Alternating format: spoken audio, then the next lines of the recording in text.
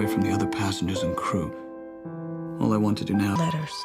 Why do you keep reading them? I don't know. Just trying to understand why we keep... Louisa Ray, Spyglass magazine. Right. Suggests a new, but... meeting again and again in different lives. Different... What had happened to her? I can't explain. No way out. And the waitresses. No reason to hide. Yesterday, the universe was against you. What the fuck? Begin long before we are born and continue after we perish.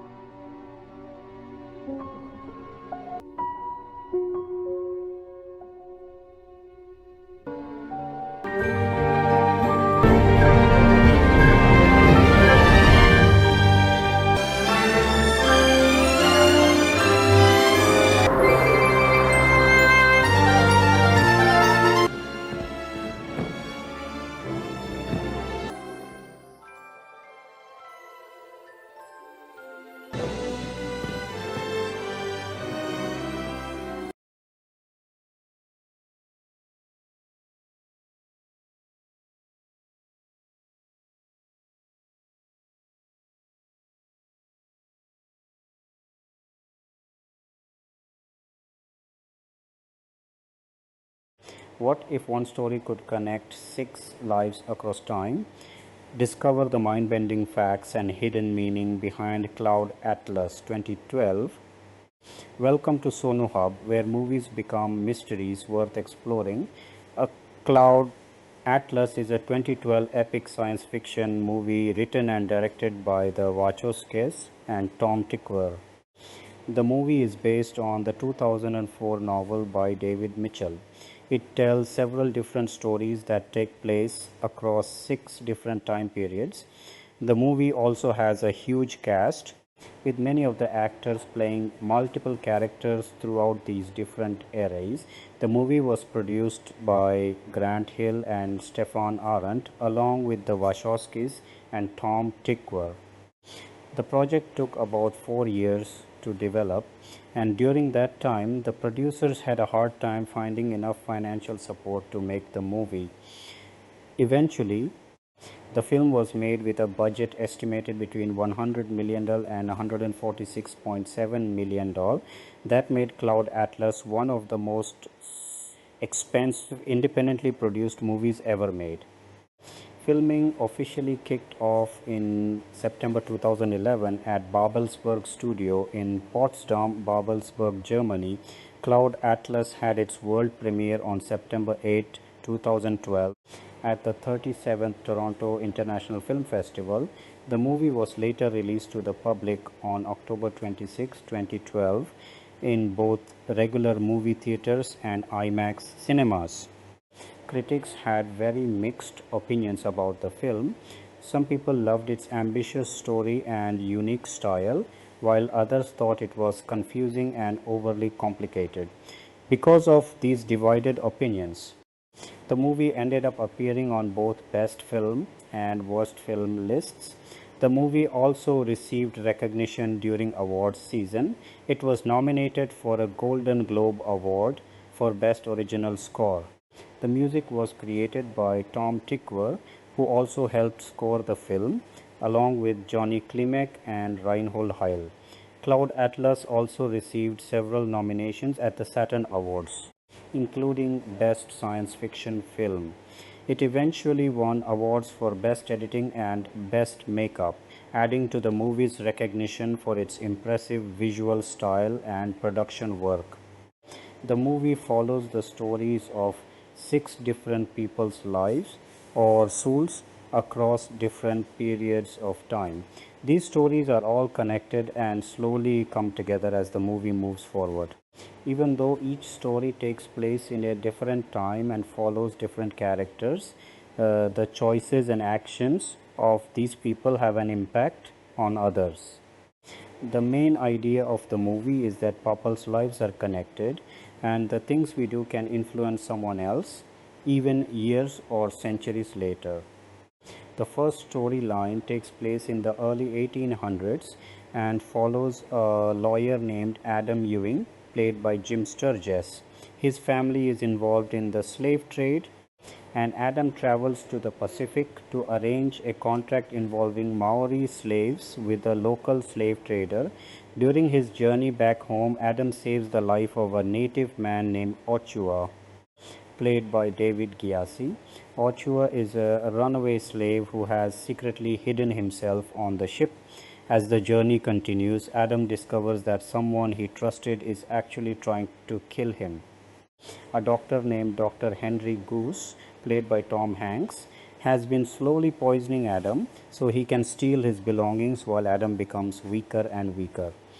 Awatua eventually helps save Adam's life.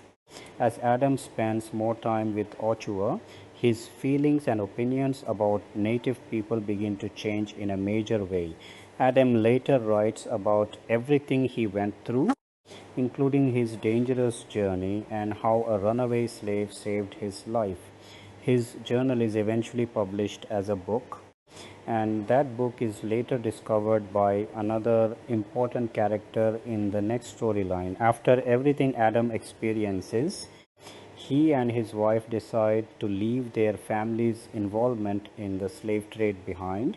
They move east and become supporters of the abolitionist movement, fighting against slavery. The second storyline takes place in the 1930s and follows the short and tragic life of a talented young composer named Robert Frobisher, played by Ben Whishaw. Frobisher is an ambitious young man who wants to make a name for himself as a composer. He manages to get a position working for an older and more famous composer named Vivian Ayres, played by Jim Broadbent. While working at Ayres' mansion, Frobisher discovers and begins reading the published journal of Adam Ewing. He finds the book among the many books inside Ayres' home. However, Frobisher never finishes reading the story, so it is not completely clear how much Adam's experiences influence his own work or his musical ideas. During his time working for Ayres, Frobisher becomes involved in a romantic relationship with Ayres' wife.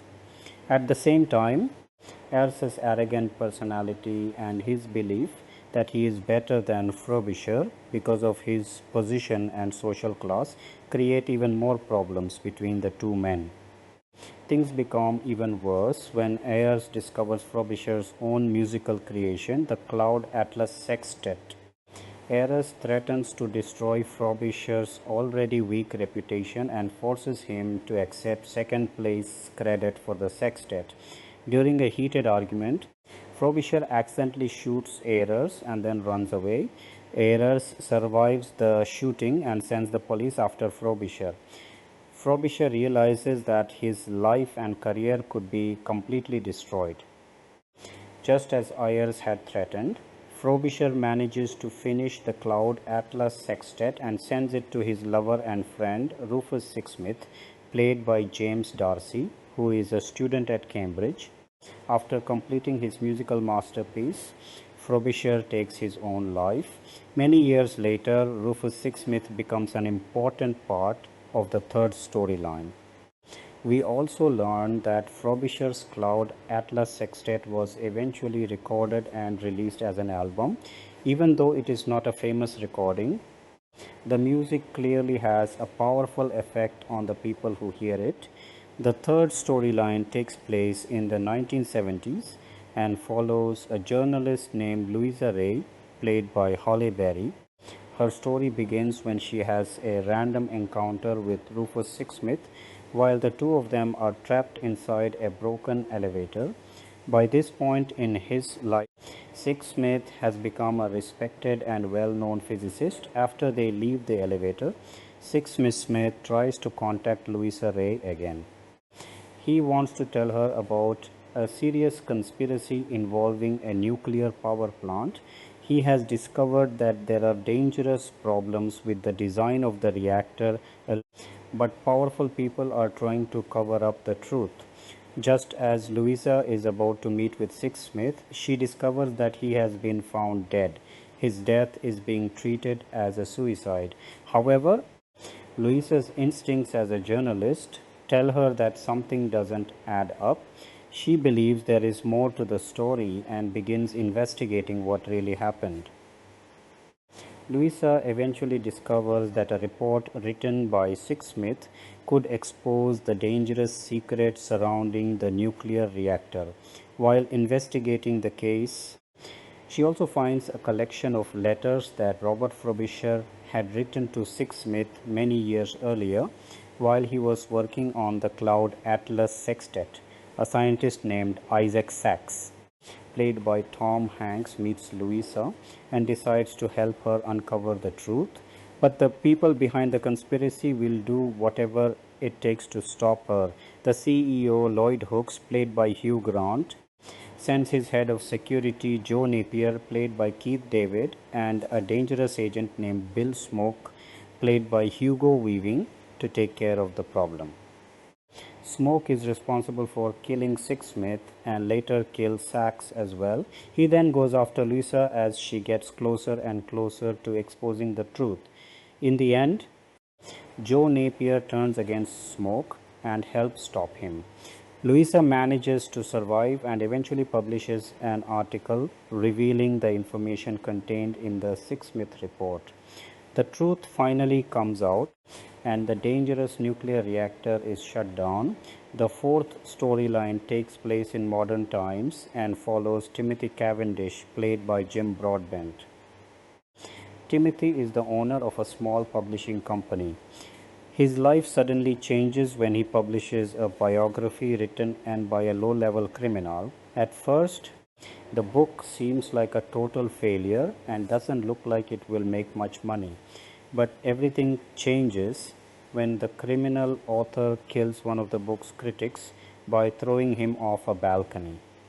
The shocking murder suddenly makes the book extremely popular, and Timothy starts making a ton of money from the sales and royalties. Things quickly get complicated when the criminal's friends show up, demanding the money they believe Timothy owes them. The problem is that Timothy doesn't have enough money to pay them, and these guys aren't exactly the type of people who care about following the law. While traveling by train to a hiding place recommended by his brother, Timothy reads a manuscript that was sent to him. The manuscript is called Half-Lives, the first Louisa Ray mystery. It turns out to be a fictionalized version of the third storyline involving Louisa Ray. When Timothy finally arrives at the place his brother recommended, he thinks he has reached a hotel. But the next day he discovers the shocking truth. The place is actually a nursing home for elderly people. The residents are treated more like prisoners than patients, and the staff does everything they can to stop them from leaving. Timothy soon realizes that the nursing home is basically designed to lock away difficult or troublesome relatives. With the help of 3 other residents, he creates a plan to escape. Eventually, they manage to break free and get away from the nursing home. After successfully escaping, Timothy turns his crazy experience into a story about his adventure. The story becomes a best-selling book and is eventually turned into a biographical movie. The fifth storyline takes place in a distant future and follows a clone named Sonmi 45T1, played by Doona Bae. She was created to work at a fast food restaurant called Papa Song's in Korea, which is now known as Neo Seoul. Sonmi 451 lives a very controlled and repetitive life. Every day is basically the same. Her only purpose, as she has been taught, is to serve food to the consumers.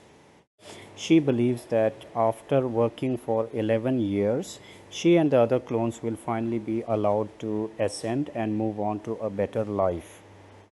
But Sonmi's world begins to change when another clone accidentally wakes her up from her normal routine.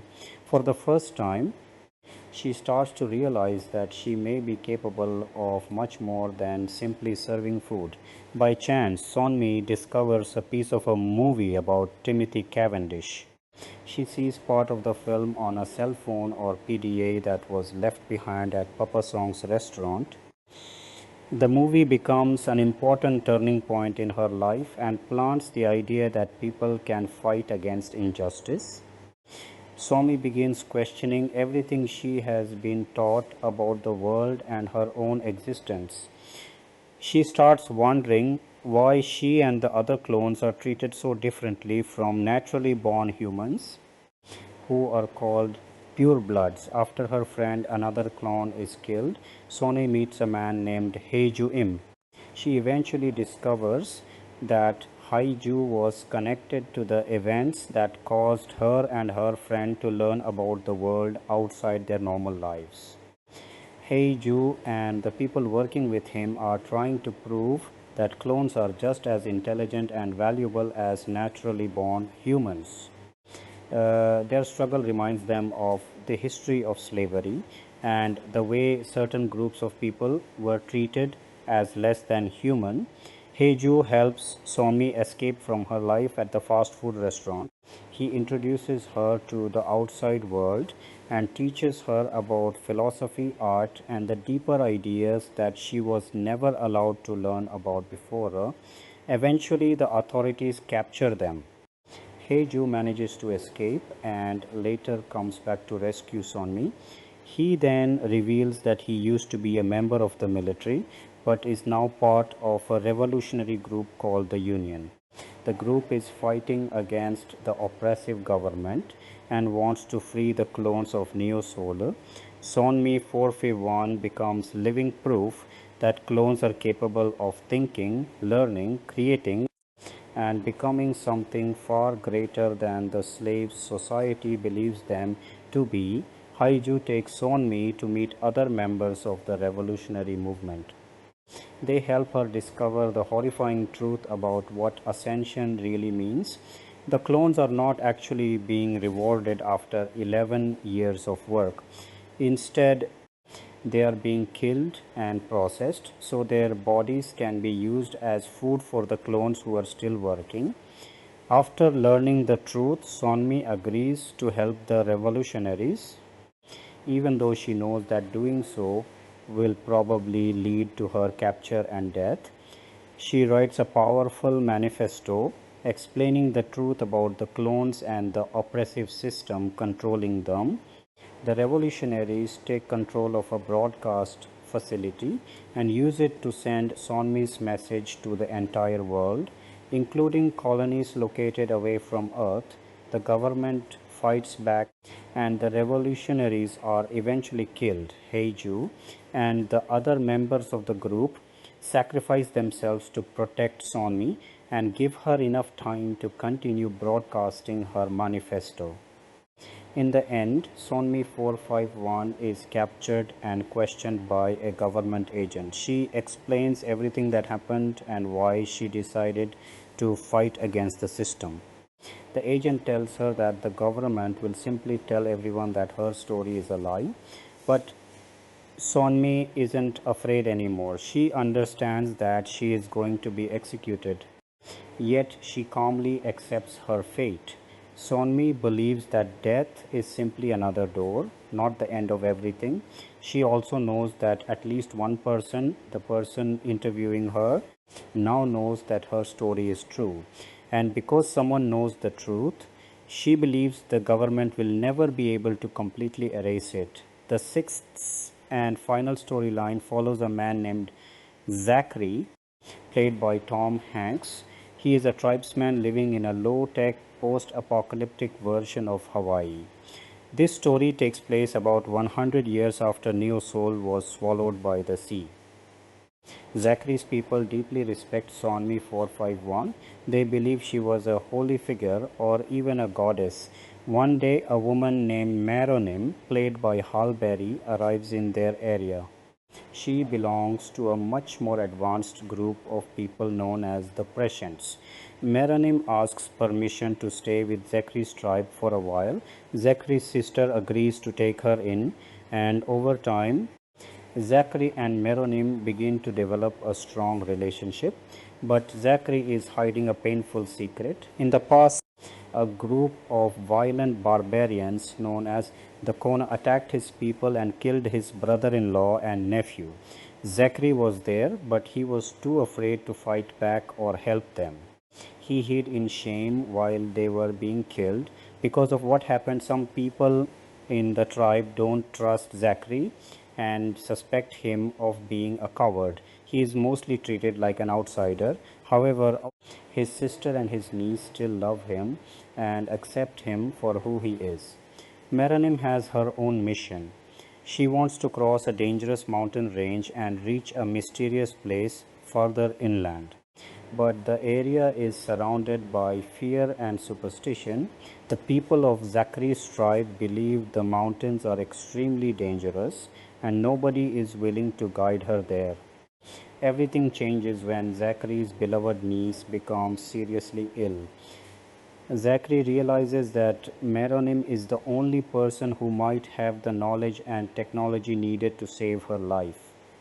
Because of this, Zachary agrees to guide Meronym through the mountains. In exchange, he asks Meronym to help save his niece.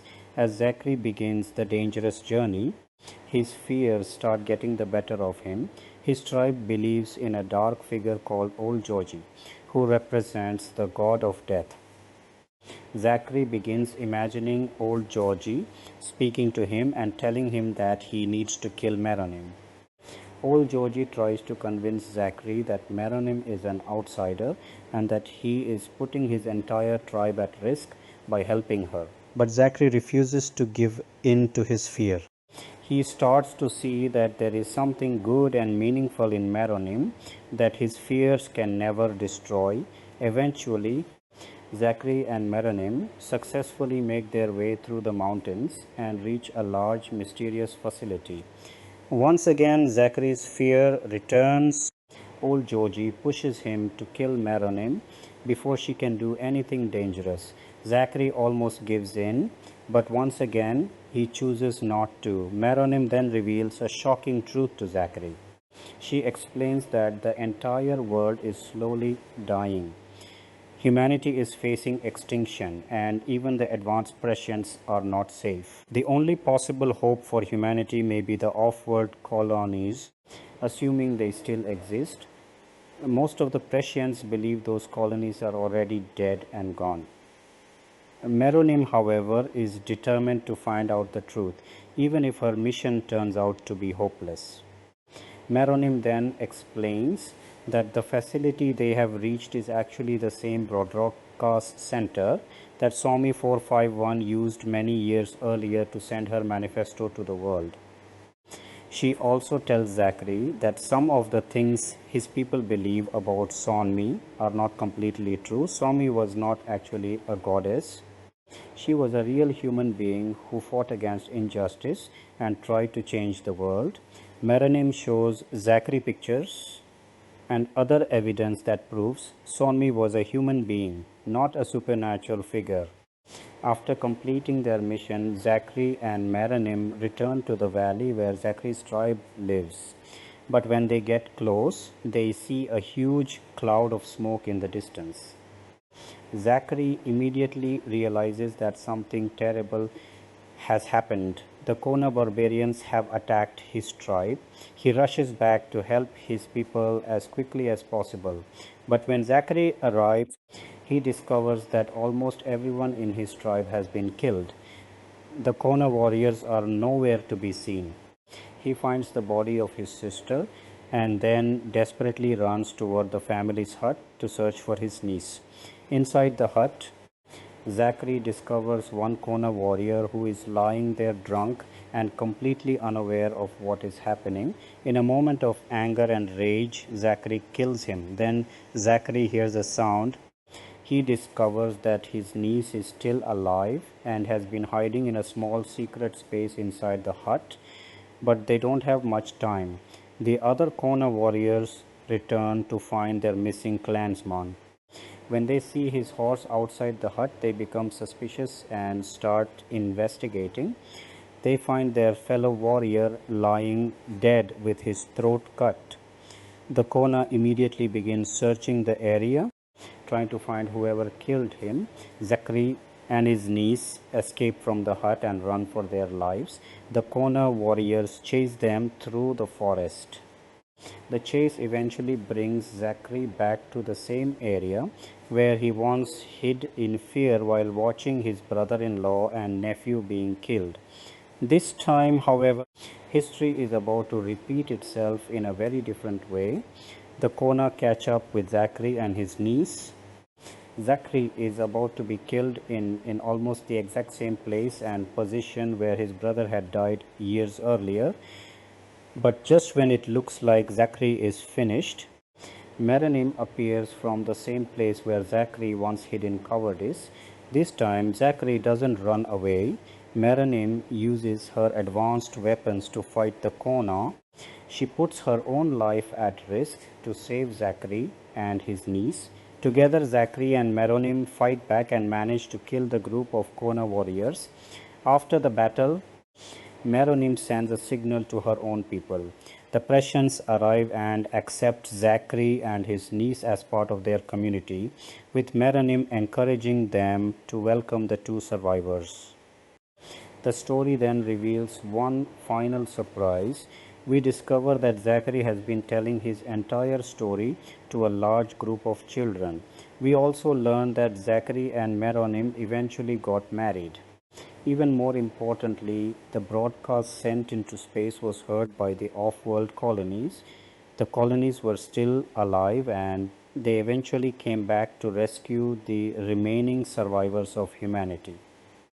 The final reveal shows that Zachary and Meronym are no longer living on Earth.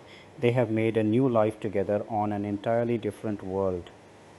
And this brings the 6 connected stories of Cloud Atlas full circle. One of the most powerful quotes in the entire movie comes from Swami 4521, "Our lives are not our own. From womb to tomb, we are bound to others past and present, and by each crime and every kindness we birth our future." This quote perfectly captures the main message of Cloud Atlas. Our lives are connected in ways we may never fully understand. Every decision we make, whether good or bad, can affect other people. A small act of kindness can change someone's life, while one terrible decision can create pain that continues for generations. The movie reminds us that none of us truly lives alone. We are all connected to the people who came before us, the people around us today, and the people who will come after us. Every choice we make becomes part of a much bigger story, and in the end, our actions help shape the future. The ensemble approach and philosophical foundations of multi-role casting, the casting of Cloud Atlas 2012, stands as one of the most ambitious and conceptually driven ensemble assemblies in modern cinema. Directed collaboratively by Lily Wachowski, and Tom Tykwer, the film adapts David Mitchell's 2004 novel by interweaving 6 distinct narratives spanning centuries. From the Chatham Islands in 1849 to a post-apocalyptic Hawaii in 2321, central to the adaptation is the decision to employ a core group of actors who portray multiple characters across these timelines, often crossing lines of gender, ethnicity, age, and social status. This choice was not merely logistical or budgetary, it was thematic. The directors sought to embody the novel's exploration of reincarnation, the interconnectedness of souls, and the idea that human actions echo across time. By having the same performers recur in different guises, the film visually and performatively asserts that individual identities are fluid expressions of a larger continuum. Tom Tykwer initially optioned the novel and began developing the screenplay with the Wachowskis. Early casting considerations in 2010 included outreach to Natalie Portman, James McAvoy, and Ian McKellen alongside Tom Hanks and Halle Berry. By May 2011, with Hanks and Berry locked in, the ensemble expanded to include Hugo Weaving, Ben Whishaw, Susan Sarandon, and Jim Broadbent. Hugh Grant joined mere days before principal photography commenced in September 2011 at Babelsberg Studio. The multi-role structure required actors willing to undergo extensive prosthetic transformations, learn varied accents, and inhabit characters far removed from their established screen personas. Financing challenges nearly derailed the project multiple times, yet the commitment of key talent, particularly Hanks's early and enthusiastic affirmation, helped stabilize the production and attract the remaining cast. Tom Hanks.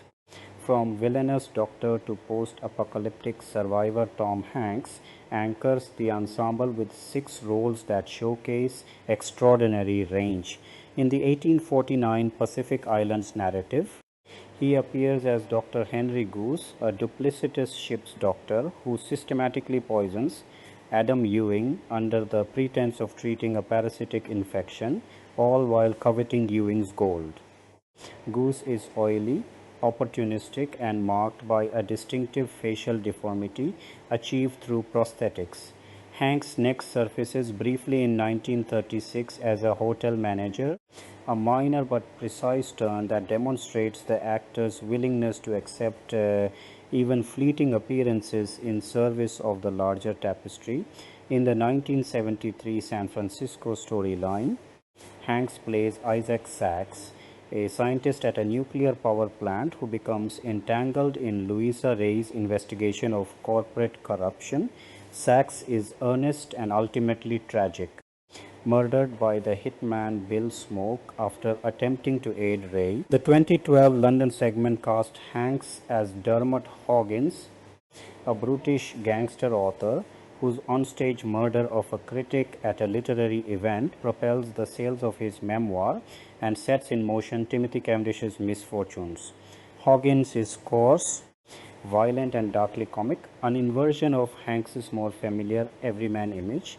In the 2144 Neo Soul sequence, Hanks appears as an actor portraying Timothy Cavendish in a film within the film that inspires the Fabricant SONU 451.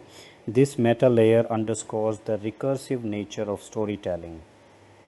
His primary role, however, is Zachary Bailey in the 2321 post-fall Hawaii narrative. Zachary is a tribesman haunted by visions of the demonic old Georgie, struggling with superstition and courage as he aids the prescient Meronym in locating a communication station. Hanks's performance as Zachary is raw and physical, relying on an invented dialect and heavy makeup that ages and roughens his features. The progression of Hanks' characters from predator to victim to reluctant hero mirrors the film's argument about the evolution of the soul through successive lives. Hanks' involvement proved pivotal beyond performance.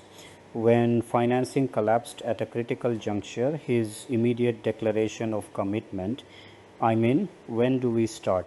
reassured other actors and the directors, allowing the production to proceed despite Warner Bros.' temporary withdrawal of support.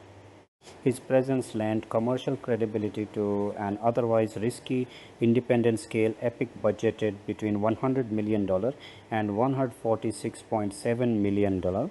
Halle Berry, crossing gender and ethnicity as journalist, composer's wife, and prescient Halle Berry's 6 roles form one of the most transformative arcs in the film. In 1849, she appears as a native woman, a brief but evocative presence on the plantation. In 1936, she becomes Jocasta Ayers, the white Jewish wife of the aging composer Vivian Ayers. The role demanded extensive prosthetic makeup to lighten her skin tone and alter her features, allowing Berry to inhabit a character whose ethnicity and cultural background differ sharply from her own. Jocasta is sophisticated, manipulative, and entangled in an affair with the young amanuensis Robert Frobisher. Berry's central performance is Louisa Ray in 1973 San Francisco. As an investigative journalist uncovering a nuclear conspiracy, Ray is determined, vulnerable, and resourceful. She survives assassination attempts, partners with security chief Joe Napier, and ultimately exposes the plot. The role aligns most closely with Berry's established strengths in dramatic and action-oriented parts. In 2012, she makes a cameo as an Indian party guest. Another brief transformation. In 2144, she plays Ovid, a male Korean doctor originally conceived as a female character for Hanks before the directors reassigned it to Berry as a logical continuation of her soul's journey. The gender and ethnic cross-casting here is particularly striking, achieved through makeup, costume, and vocal modulation. Berry's final major role is Meronym in 2321, a patient from an advanced off-world society seeking a way to contact surviving human colonies. Meronym is calm, technologically adept, and ultimately forms a deep bond with Zachary. Berry's ability to move between these identities, slave, Jewish socialite, journalist, male doctor, and futuristic explorer, exemplifies the casting philosophy. The directors and makeup team treated racial and gender boundaries as permeable in service of the reincarnation theme, a decision that generated both critical praise for ambition and debate about representation. Jim Broadbent, the comic and tragic publisher across eras. Jim Broadbent's primary role is Timothy Cavendish in 2012 London, a vanity publisher who finds unexpected success after a client murders a critic. Tricked by his brother Denholme into signing himself into Aurora House, a nursing home disguised as a hotel, Cavendish endures institutional indignities before orchestrating an escape with fellow residents. Broadbent brings wry humor, pathos, and resilience to the part, grounding the contemporary segment in human-scale comedy. In 1849, Broadbent appears as Captain Molineux, the ship's master who reluctantly accepts the freed Ochoa into the crew. In 1936, he is Vivian Ayers, the syphilitic, egomaniacal composer who exploits Frobisher's talent and threatens blackmail. Ours is grotesque and commanding, a showcase for Broadbent's skill with larger-than-life characters. He later appears as a Korean musician in 2144 and a Prussian in 2321. Broadbent does not feature in the 1973 storyline, illustrating that even principal cast members were not required to appear in every era. His participation, announced alongside Susan Sarandon in May 2011, added classical British theatrical weight to the ensemble. Jim Sturgis, the abolitionist lawyer and revolutionary commander Jim Sturgis, carries the 1849 narrative as Adam Ewing, a young American lawyer whose voyage to the Chatham Islands exposes him to the brutality of slavery, witnessing the whipping of the Moriori man Ottawa and later intervening to free him. Ewing undergoes a moral awakening that leads him to renounce his father-in-law's complicity in the slave trade. Sturgis portrays Ewing's initial naivety and subsequent resolve with quiet intensity. In 1936, Sturgis appears as a poor hotel guest. In 1973, he is Megan's dad. The 2012 segment casts him as Highlander, a soccer fan involved in Cavendish's escape. His most transformative role is Haiju Chang in 2144 Neo Soul, a resistance commander who rescues Sonmi 431, educates her about the true nature of fabricant existence, and ultimately sacrifices himself. Achieved through extensive Asian prosthetic makeup, the performance required Sturgis to master a different physicality and accent. In 2321, he returns as Adam Zachary's brother-in-law. Sturgis's willingness to undergo such radical visual alteration underscores the collective commitment of the cast to the film's conceptual demands. Doona Bae, The fabricant, revolutionary and supporting multiplicities, Doona Bae's central role is SONU 451 in 2T144, a fabricant clone designed for servitude in a dystopian fast food chain. Through encounters with fellow fabricant Yuna 939 and rebel Haiju Chang, SONU develops consciousness, discovers the horrific recycling of fabricants into food, and delivers a revolutionary broadcast before her execution. Bae also plays SONU 351 and a SONU prostitute, emphasizing the interchangeability of the clones. Her performance is precise, evolving from program compliance to fierce agency. In 1849, Bae appears as Tilda Ewing, Adam's white wife, another significant ethnic and racial cross-casting. In 1973, she plays Megan's mom and a Mexican woman. Bae does not appear in the 1936, 2012 or 2321 segments in major capacities, yet her work as SONU remains one of the film's emotional and thematic centers. The casting of a Korean actress in the lead of the futuristic Korean storyline provided cultural authenticity, while the multi-role structure integrated her into the broader soul continuum. Ben Whishaw, the composer and gender-crossed wife. Ben Wishaw's principal role is Robert Frobisher in 1936, a gifted bisexual young composer who serves as amanuensis to Vivian Ayers while composing his masterpiece, the Cloud Atlas Sextet, threatened with exposure and robbed of credit. Frobisher wounds Ayers, completes the work and takes his own life. Wishaw's performance captures artistic passion, vulnerability and despair. In 1849, he appears as a cabin boy. In 1973, he is a record store clerk. The 2012 segment features one of the film's most noted gender crossings, Whishaw as Georgette Cavendish, the wife of Denholm Cavendish, with whom Timothy had an affair. The transformation relies on makeup, costume, and vocal work. In 2321, he appears as a tribesman. Whishaw does not feature in 2144. His casting brought a delicate intensity particularly suited to Frobisher's arc, Hugo Weaving. The persistent antagonist across forms Hugo Weaving embodies a series of antagonistic or oppressive figures. In 1849, he is Haskell Moore Tilda's father and a defender of slavery.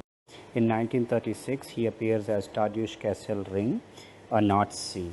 In 1973, he is Bill Smoke, the cold-blooded hitman pursuing Louisa Ray. In 2012, Weaving plays Nurse Knox, a tyrannical female orderly at Aurora House, another major gender transformation achieved through prosthetics and physical performance. In 2144, he is Boardman Mayfie, a government authority figure. In 2321, he manifests as Old Georgie, the demonic hallucination that torments Zachary. Weaving's repeated casting as agents of control and violence reinforces the idea of recurring patterns of oppression across history. His experience with the Wachowskis from the Matrix trilogy made him a natural fit for the production's technical and conceptual demands. Hugh Grant, from reluctant cannibal to corporate villain Hugh Grant, joined the production at the last minute and requested a sixth role after initially being offered 5. In 1849, he plays Reverend Giles Horrocks, a plantation figure. In 1936, he is a hotel heavy. In 1973, he is Lloyd Hooks, the corrupt nuclear executive. In 2012, he appears as Denholm Cavendish, Timothy's vengeful brother. In 2144, he is Seer Ree, a Korean restaurant manager. His most physically demanding role is the Kona chief in 2321, a cannibalistic tribal leader requiring body paint, a skirt, and animalistic physicality. Grant later recounted the challenge of performing hunger and savagery on a German mountaintop, far from his usual sophisticated comedic register. Grant's late addition and expansion of roles illustrate the fluid collaborative nature of the casting process under the three directors.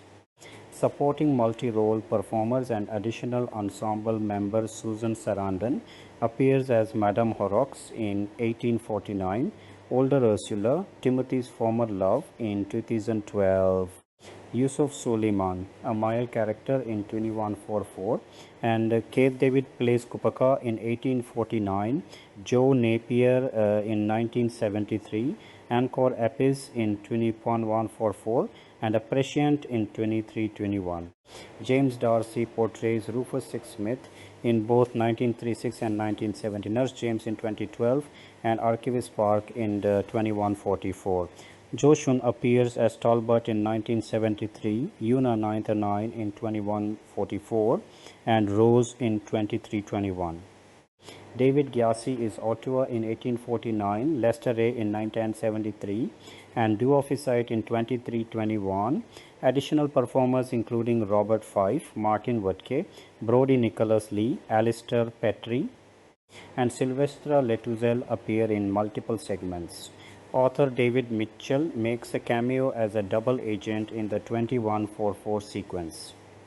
The depth of the supporting cast ensured that even minor roles contributed to the sense of recurring souls. Makeup transformation and technical challenges. The multi-role casting placed extraordinary demands on the makeup and prosthetic departments. Transformations frequently involved altering apparent ethnicity, gender, and age. Halle Berry's Jocasta Ayers and Ovid required significant skin tone and feature modifications. Jim Sturgis's Heiju Chang and Doona Bae's Tilda Ewing similarly relied on extensive appliances. Hugo Weaving's Nurse Noakes and Ben Wishaw's Georgette demanded convincing female presentations. These changes were not always seamless under close scrutiny. Yet the overall effect supported the thematic argument. The film received recognition for its makeup achievement, acknowledging the technical accomplishment behind the transformations. Actors also navigated invented dialects, particularly in the 23-21 segments, period-specific accents, and the logistical complexity of shooting two units simultaneously. The Wachowskis, primarily handling the 1849 and future stories, Taikwer, the 1936, 1973, and 2012 narratives, while maintaining character continuity across directors, casting process dynamics, and production context. The casting evolved alongside financing struggles. Early interest from major studios waned. The project ultimately relied on German funding sources, including the German Federal Film Fund, Medienboard Berlin Brandenburg, and others, supplemented by the Wachowskis' personal investment. The willingness of A-list talent to commit under uncertain conditions reflected both the directors' reputations and the unique artistic opportunity. Hugh Grant's last-minute entry and request for an additional role, Berry's account of the reassignment of Ovid, and Hanks's decisive support all highlight a casting process that remained responsive and collaborative until the start of filming. The decision to cast across conventional identity categories was deliberate. It visually enacted the novel's premise that souls transmigrate without regard to the temporary markers of race, gender, or nationality. While this approach invited discussion about representation and authenticity, it remained consistent with the film's metaphysical ambitions. The ensemble's collective performance, shifting between lead, supporting, and cameo functions across the 6 stories, creates a dense web of recognition for attentive viewers, reinforcing the interconnected narrative structure. Individual character arcs. Within the ensemble framework, each actor's sequence of roles forms a micro-narrative of moral and existential progression. Hanks moves from predation, Goose through complicity and victimhood, Sax Hoggins toward tentative redemption, Zachary, Berry travels from marginalization through investigative agency to technological and spiritual leadership. Broadbent's heirs exploits, his Cavendish endures and ultimately creates. Sturgis's Ewing awakens to justice, his Heiju fights for liberation. Bae's Sonmi achieves revolutionary consciousness, Wishaw's Frobisher creates lasting art amid personal destruction. Weaving's successive oppressors embody persistent systemic force. Grant's characters range from institutional authority to primal violence. These individual trajectories gain meaning through their juxtaposition and the audience's recognition of the same performer beneath the prosthetics. The casting thus becomes an active storytelling device rather than a conventional star vehicle. Logistical and collaborative realities of the shoot filming required actors to move rapidly between characters, sometimes within the same shooting day across different units. The three directors planned every segment collaboratively in pre-production and maintained close coordination through post-production. Actors reported the challenge of maintaining distinct physical and vocal characterizations under these conditions. Grant's anecdote about the cannibal role illustrates the distance some performers traveled from their comfort zones. Berry has spoken of the intensive schedule adjustments required when personal circumstances intervened. The collective discipline of the cast enabled the ambitious intercutting of the final 172-minute film. Broader implications of the casting strategy by assembling an international ensemble, American, British, Korean, Chinese and others, and then redistributing them across roles regardless of origin. The production mirrored the novel's global scope. The presence of established stars such as Hanks, Berry, Grant, Sarandon and Broadbent provided commercial anchors, while performers like Bae, Sturgis, Whishaw and DRC brought specialized intensity to key arcs. The multi-role structure maximized the utility of this talent pool within a finite budget and schedule, allowing a relatively contained group of principal actors to populate a vast historical and futuristic canvas. The casting of Cloud Atlas ultimately functions as both practical solution and artistic statement. It asserts that identity is provisional, that the same human essence can inhabit radically different vessels, and that the patterns of kindness, cruelty, courage, and cowardice repeat across time.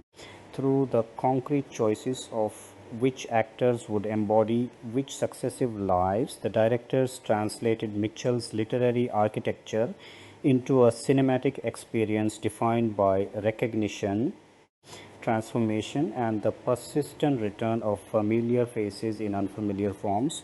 Cloud Atlas 2012, production, release, and reception, production, development, and pre-production. The road to bringing Cloud Atlas to the screen began with a piece of source material that most people in the film industry considered fundamentally unfilmable. David Mitchell's 2004 novel is built from 6 nested narratives spanning nearly 500 years, each written in a distinct literary register, a 19th century sea journal, a series of confessional letters, a hard-boiled 1970s thriller, a farcical contemporary memoir, a dystopian interrogation transcript, and a post-apocalyptic oral testimony that are split in half and stacked inside one another like a Russian nesting doll, so that the reader begins the first story, is interrupted halfway through by the second, is interrupted by the third, and so on before the pattern reverses and each story is resolved in turn.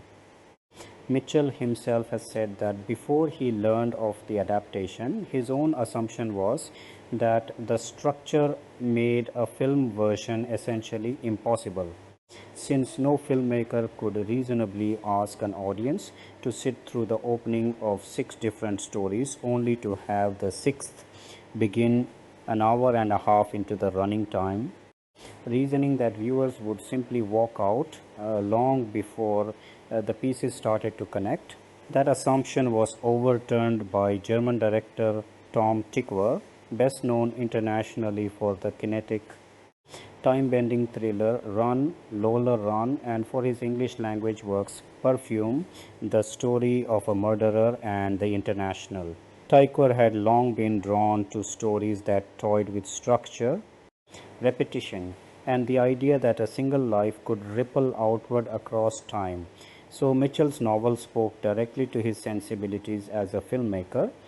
In January 2009, Tykwer publicly confirmed that he intended to adapt the book and revealed that he was already collaborating on a screenplay with the sibling film-making team, then known as the Wachowski brothers, Lana and Lily Wachowski, the directors responsible for reshaping mainstream science fiction with the Matrix trilogy.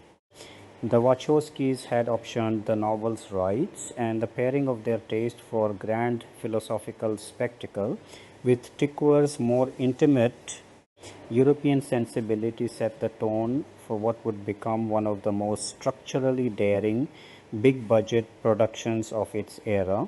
Adapting the novel meant essentially reinventing its architecture.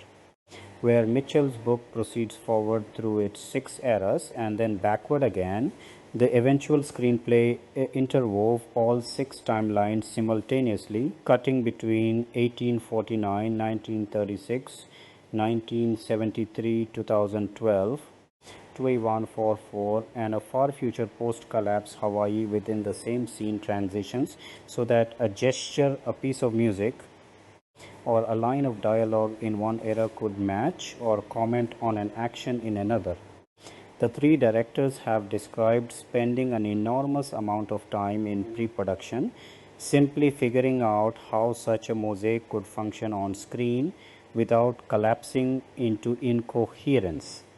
Essentially building a private grammar of visual and thematic rhymes that would let audiences feel the connections between the stories, even when the explicit plot mechanics linking them were left deliberately oblique.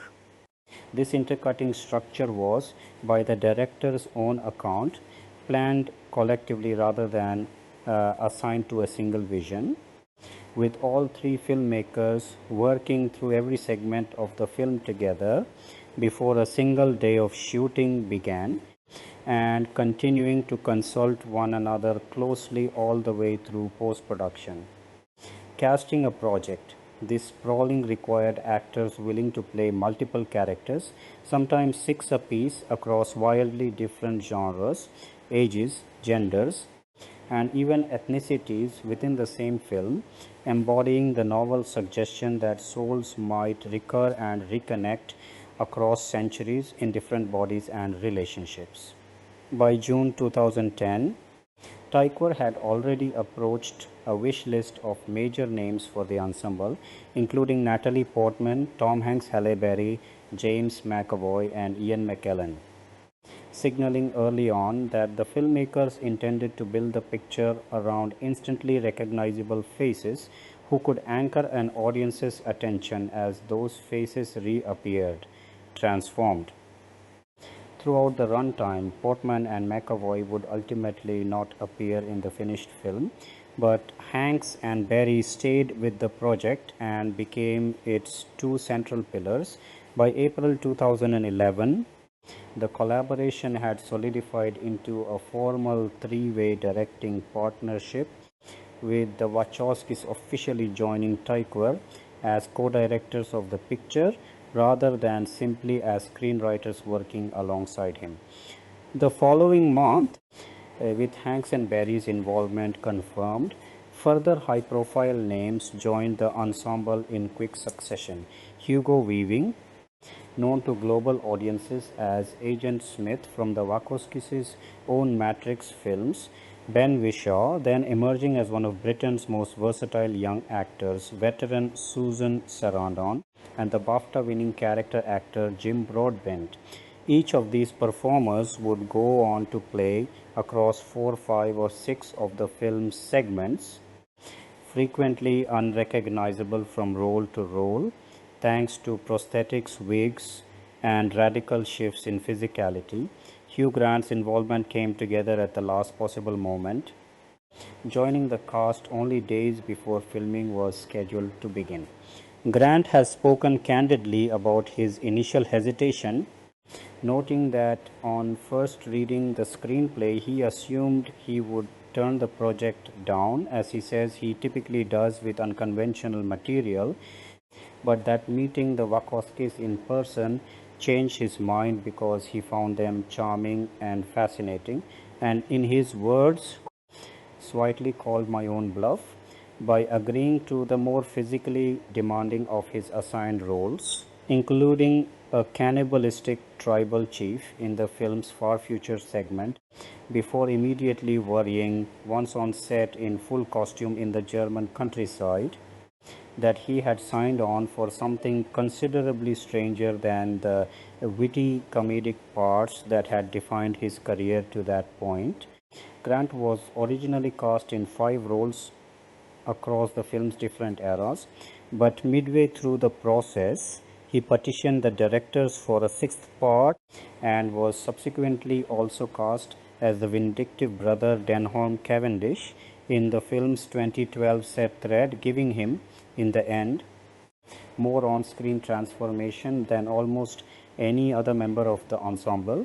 The film's casting also produced one notable creative pivot described publicly by Halle Berry. According to Berry, the character of Ovid, who appears in the 2144 Neo Soul storyline, was originally conceived as a female role intended for Tom Hanks to play, until the directors reconsidered and decided that the character functioned more meaningfully as part of the same continuous journey of the soul that Berry's other characters were tracing through the film, leading them to reassign the part to her instead. This kind of late reshuffling was characteristic of a production that treated its cast less as a fixed set of individual performers locked into single roles and more as a company of souls migrating through history, with the directors willing to redraw casting lines even close to the start of production if it served the thematic architecture they were building. Financing a project of this scale and formal ambition proved to be the single greatest obstacle standing between the screenplay and the screen.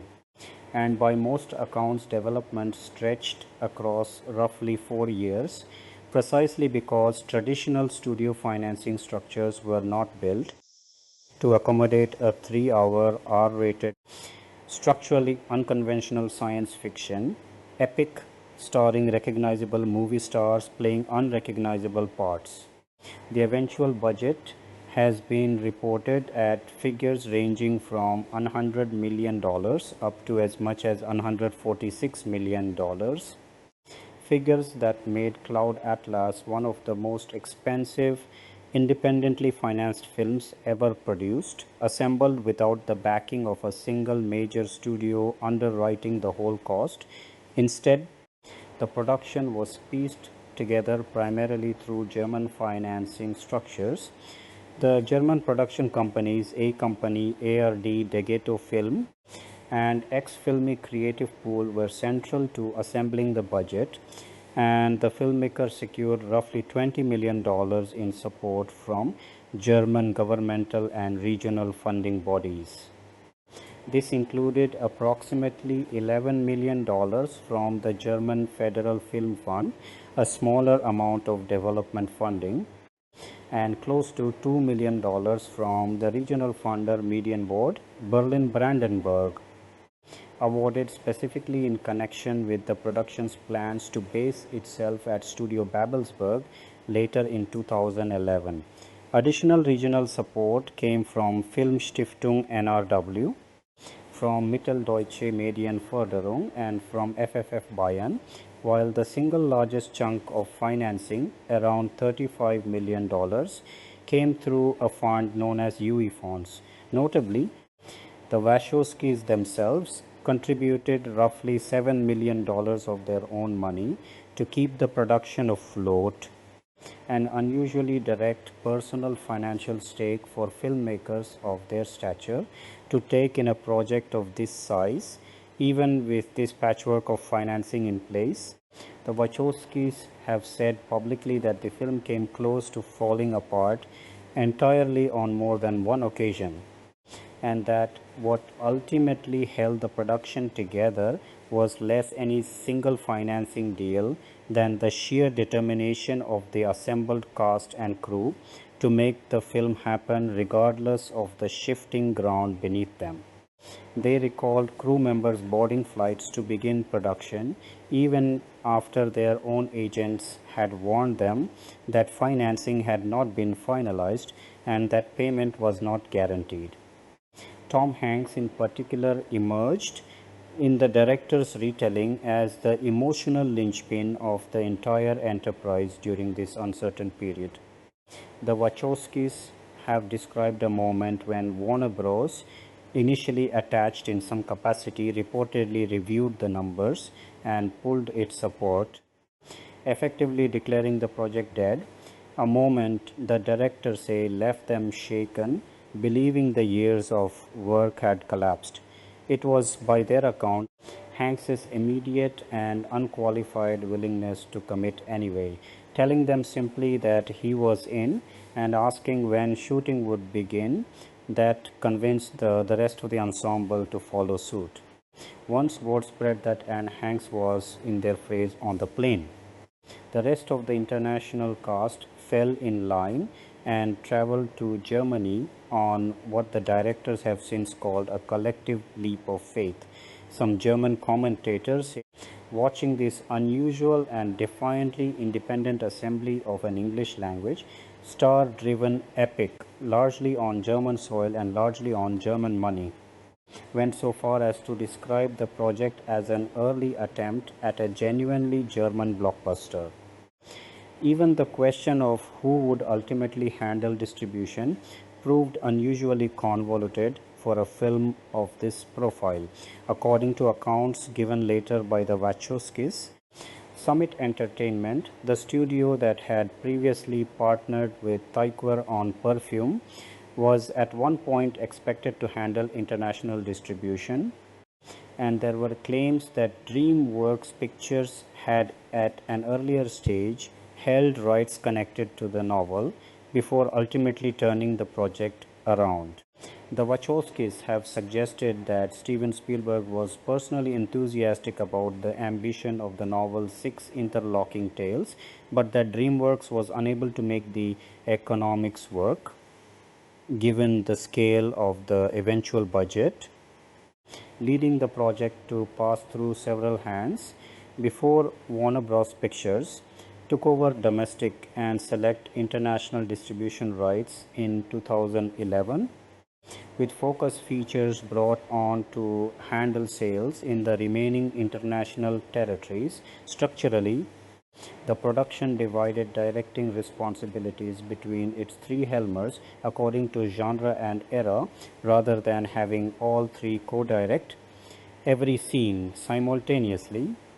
Although the directors have said that whenever scheduling allowed, all three worked together on set, in practice, the Wachowskis took primary responsibility for the 1849 seafaring story and for the two segments set furthest in the future, the 2144 Neo-Soul dystopia and the 2321 post-apocalyptic Hawaii narrative, sequences that leaned most heavily into the large-scale science fiction spectacle the siblings had already made their signature.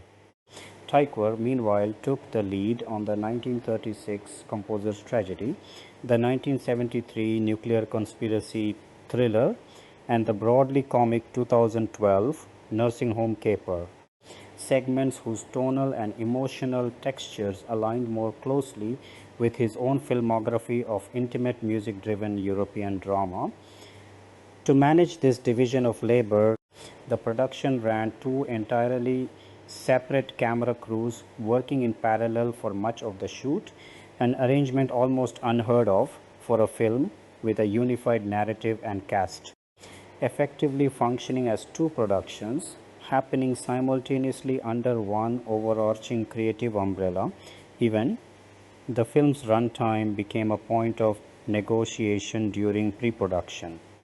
Warner Brothers representatives had initially indicated that they wanted the finished film to run no longer than roughly 2.5 hours, a fairly conventional ceiling for a mainstream studio release. The directors ultimately convinced the studio to accept a significantly longer cut, and the film's final theatrical running time came in at 172 minutes, nearly 3 hours, reflecting the scale of ground the screenplay needed to cover across 6 full narratives rather than one. Beyond the headline financing figures, the sheer administrative complexity of assembling Cloud Atlas also reflected something distinctive about how independently financed films of this scale had to be built in the early 2010s, at a moment when traditional studios were increasingly reluctant to greenlight expensive original non-franchise material without a built-in audience already attached to the underlying property. Rather than a single financier absorbing the risk of the production in exchange for a controlling stake in its creative direction, the Cloud Atlas financing model spread that risk across more than half a dozen separate funding sources, each contributing a portion of the whole, and in the case of the various German regional and federal funds, often attaching conditions tied to where and how the money needed to be spent, conditions that helped cement Babelsberg's position as the production's operational home rather than leaving that choice purely to the director's creative preference. This kind of multi-source financing arrangement gave the filmmakers a degree of creative independence that a conventional single studio deal likely would not have afforded them, allowing them to preserve the unconventional structure, lengthy runtime, and R-rated content of their adaptation largely intact. But it also meant that the production's financial footing remained comparatively fragile throughout development, vulnerable to the kind of last-minute wavering that nearly derailed the project even after financing had ostensibly been secured.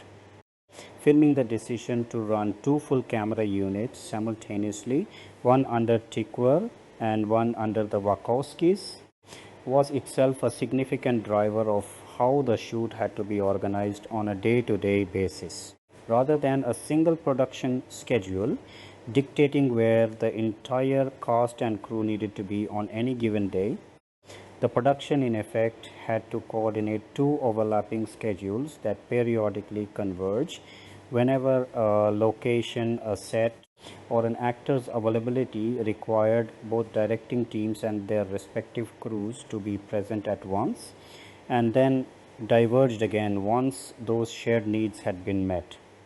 This arrangement demanded an unusual degree of coordination from the production's line, producers, and department heads, who needed to keep two parallel sets of standing sets, costumes, and prosthetic schedules moving forward without either unit being left waiting on resources the other unit currently had in use.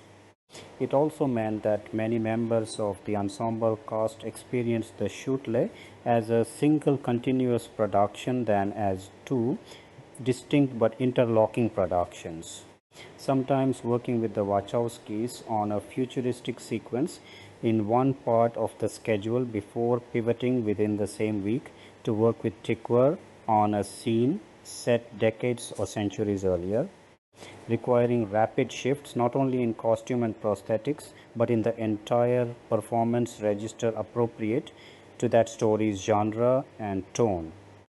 Principal photography began on 16 September 2011. Principal photography began on 16 September 2011 at Studio Babelsberg in Potsdam, Babelsberg, on the outskirts of Berlin, which served as the production's home base throughout the shoot. Babelsberg is among the oldest large-scale film studios in the world, and its combination of sound stages, backlot space, and an experienced German crew base made it a natural anchor for a production that needed to construct period interiors, futuristic sets, and everything in between within a manageable radius, all while keeping costs contained relative to shooting on multiple continents. From that Berlin base, the production fanned out to a range of additional locations chosen for their ability to stand in for settings the film never physically visited. The city of Dusseldorf and the dramatic sandstone cliffs and forests of the Saxon Switzerland region, southeast of Dresden near the Czech border, provided further German backdrops. For the film's British set material, the production travelled to Scotland, filming in and around Edinburgh and Glasgow, with Glasgow in a piece of location trickery indicative of how much of the film was built from substitutes rather than the real locations its stories nominally inhabit, made to double for both 19th century San Francisco and 21st century London. Scenes set in Scotland also made use of the newly built Clackmannanshire Bridge near the town of Alloa, its clean modern span standing in for connective urban infrastructure. Elsewhere in the story, the film's most physically dramatic location work took place far from Germany or Britain, entirely on the Spanish Mediterranean island of Majorca. The big island sequences depicting the tribal post-apocalyptic Hawaii of Tuni 33 Tuni 1, along with related Pacific Islands material, were largely filmed in the Serra de Tramontana, a rugged mountain range along Majorca's northwest coast that carries UNESCO World Heritage status for its combination of dramatic natural terrain and centuries of terraced agricultural landscape shaped by human hands. Specific sequences were captured at Colatuent, a secluded cove framed by steep cliffs, and in the area around the Formentor Peninsula, known for its pine-covered headlands and turquoise water. The film's very opening scene, the first meeting between Adam Ewing and the sinister Dr. Henry Goose on the beach in 1849, was shot at Sa Calabra, a dramatically isolated beach, reachable largely by a winding mountain road or by boat, its towering rock walls giving the sequence an appropriately remote, end-of-the-world quality for a story set at the far edge of the known world in the mid-19th century. The nearby harbour town of Port de Soler, meanwhile, stood in for the mooring of the 19th century sailing ship, central to the Adam Ewing storyline, its traditional Mediterranean harbour architecture, reworked to suggest a period Pacific port. The production's ambitions were tested almost immediately by an injury to one of its two central stars. The shoot had originally been planned to proceed in chronological order by story, a scheduling approach that would have made logistical sense given how the crew and sets needed to shift between eras, but 2 days before Halle Berry was due to begin filming, she broke her foot. Rather than recasting the role or delaying the production outright, the directors opted to substantially restructure the entire shooting schedule around her injury, effectively reordering which stories were filmed when, so that Berry's more physically demanding sequences could be pushed back until she had recovered enough mobility to perform them.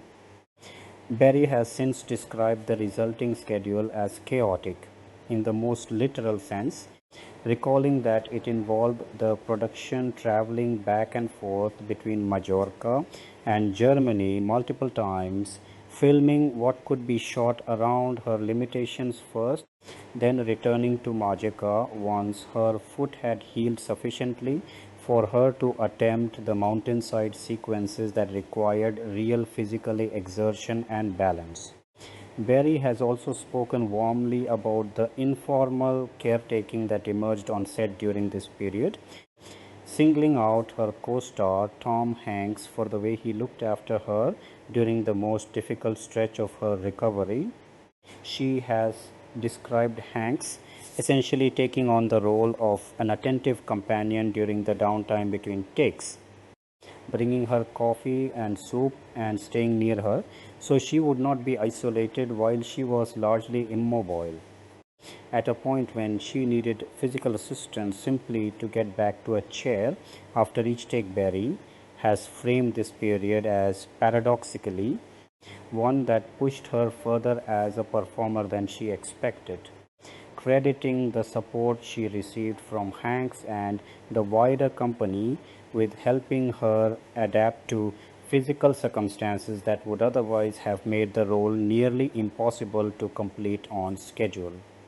Beyond the practical logistics of injury and scheduling, the shoot demanded an extraordinary range of physical transformation from its ensemble.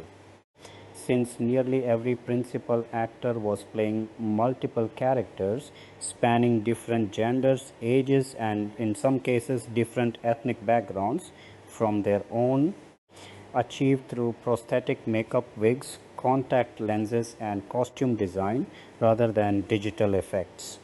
This use of heavy prosthetic transformation to shift actors across racial and ethnic lines within the same film would later become one of the most contentious aspects of the finished picture's reception, but during the shoot itself, it was treated by the filmmakers as a direct extension of the story's premise that the same souls recur across centuries in different bodies, with the production's makeup teams, among them Heike Merker, Daniel Parker, and Jeremy Woodhead, tasked with making those transformations convincing enough to support that thematic conceit on screen.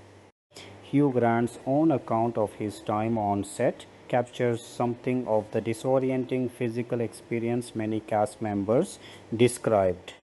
Having initially assumed his roles would be within his comfort zone as a performer known for wit and light comedy, Grant found himself standing on a mountaintop in Germany, dressed as a cannibalistic tribal chief, being directed to summon something closer to the hunger of a predatory animal than to deliver a clever line of dialogue, a request he has since described with evident self-deprecating humor as considerably outside anything he felt equipped to improvise on the spot, underscoring just how far outside their usual professional register, even seasoned, famous performers were being pushed by the production's ambitions. Post-production assembling Cloud Atlas in the editing room presented a challenge almost without precedent in mainstream filmmaking. Since the finished picture does not tell its 6 stories one after another, but weaves between all of them continuously, cutting from 1849 to 2144 to 1973 to 2321 to 1936 to 2012, within a single sustained sequence, often multiple times within the space of a few minutes, while still needing each individual story to remain legible, emotionally coherent, and cumulatively building toward its own resolution. That job of stitching together roughly 6 parallel films into a single continuous cinematic experience fell to editor Alexander Burner, whose work on the picture became one of its most consistently and widely praised technical elements, regardless of how critics ultimately felt about the film as a whole. Because the shoot itself had been split between 2 parallel camera units working under different directors for much of production, with the Wachowskis overseeing the historical and far future material and Tykwer overseeing the 20th and 21st century material, post-production became the point at which these 2 effectively separate shooting units had to be reconciled into a single unified film with a consistent internal rhythm. The three directors have described remaining in close collaboration through this entire process rather than handing off their individually shot material to be assembled separately, continuing the same collective planning approach that had defined their pre-production work together. The result needed to accomplish something unusual, allowing the audience to track a match cut from, say, a gesture or an object in the 19th century to a visually or thematically rhyming moment. Centuries later, without those transitions feeling arbitrary or merely clever, but instead reinforcing the film's underlying argument that individual human choices echo forward and backward across historical time. The post-production period also encompassed the substantial visual effects work required to render the film's futuristic neo-soul cityscape and its various other digitally enhanced environments. Work substantial enough that the finished film was later shortlisted for the Academy Award for Visual Effects, though it did not go on to receive a nomination in that category.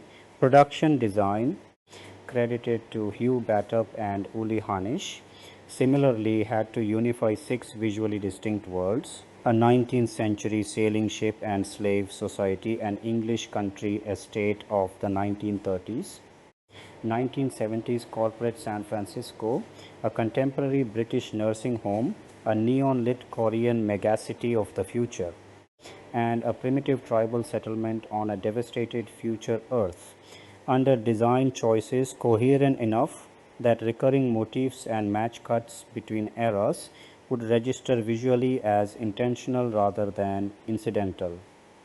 By the time post-production concluded, the film had been shaped into its eventual 172-minute form, the running time the directors had negotiated with Warner Brothers during development, standing as tangible evidence that the finished cut had held onto the scope its makers had fought to preserve from the earliest stages of financing discussions.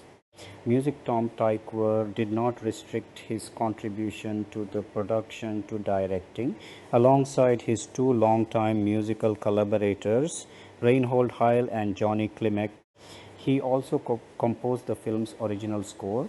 The three had worked together for years under the name Pale 3 and had scored the bulk of Tykwer's own directorial output prior to Cloud Atlas, including Ron, Lola Ron, The Princess and the Warrior Perfume, The Story of a Murderer and The International, giving the trio a long-established creative shorthand that they brought directly into this considerably larger and more structurally demanding project. The score's role in Cloud Atlas was not merely decorative. The film's own narrative treats a piece of music, the Cloud Atlas Sextet, composed within the story itself by the doomed 1930s musician Robert Frobisher, as a literal artifact that echoes forward through the following centuries, discovered and rediscovered by characters in later eras who have no direct knowledge of its origin. This meant the real-world score composed by Tykwer, Heil and Klimek had to do triple duty, functioning as a conventional orchestral underscore, supporting the emotional beats of six different stories, functioning as the diegetic composition that drives the plot of the 1936 storyline, and functioning as a genuinely recurring musical theme woven audibly through every other era of the film, so that audiences would recognize its return each time a later character encountered a fragment of it, whether performed, recorded, or half remembered. To realize a score of this scale, the production recorded with the MDR Leipzig Radio Symphony Orchestra and the Leipzig Radio Chorus in Leipzig, Germany, giving the music the depth and live orchestral texture appropriate to a film moving between full orchestral drama and more intimate chamber scale writing depending on the era being scored. Composer and arranger Gene Pritzker was brought on to orchestrate the score, translating the composing trio's musical ideas into the detailed instrumental writing needed for a full symphony orchestra and chorus to perform. The finished soundtrack reached the public slightly ahead of the film's home media release with Water Tower Music issuing the soundtrack album as a digital download on the 23 October 2012, just a few days before the film's theatrical debut, followed by a physical CD release on the 13th of November 2012.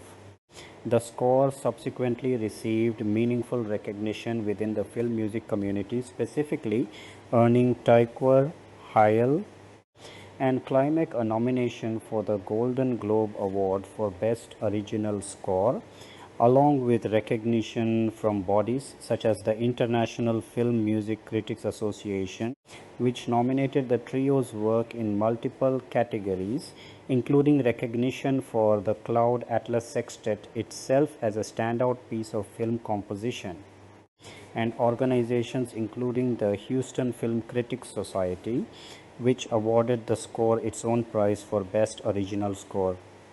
Even critics who were otherwise ambivalent or hostile toward the film as a whole frequently singled out the score as one of its more successful unifying elements, an element that, unlike some of the film's more divisive stylistic choices, drew comparatively little of the polarized reaction that greeted other aspects of the production.